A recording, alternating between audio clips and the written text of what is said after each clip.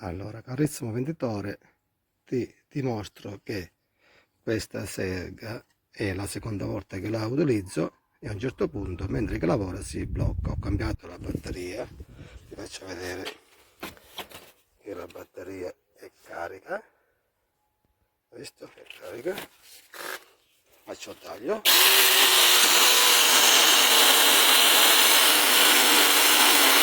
e si ferma, guarda, guarda il pulsante premuto,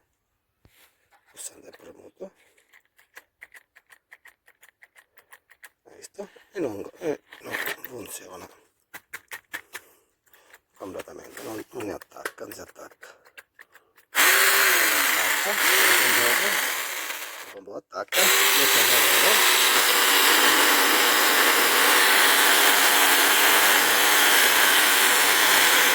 e si ferma di nuovo. Guarda, ripeto, guarda, non funziona. No, non funziona bene questa sega.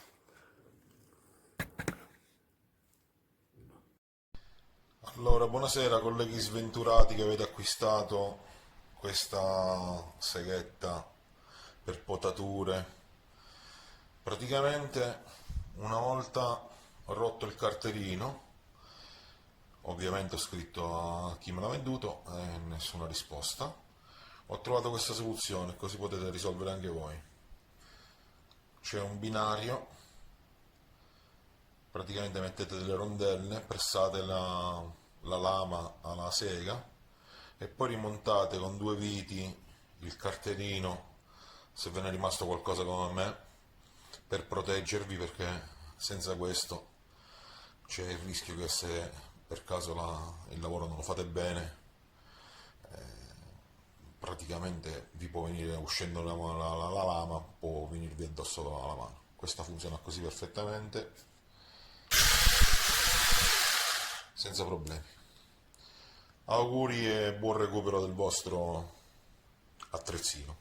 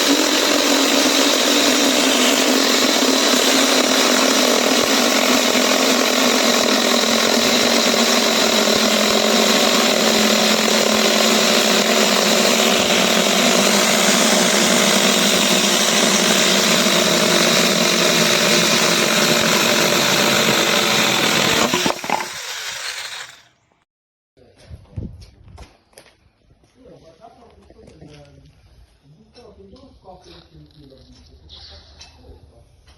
così torniamo al gatto.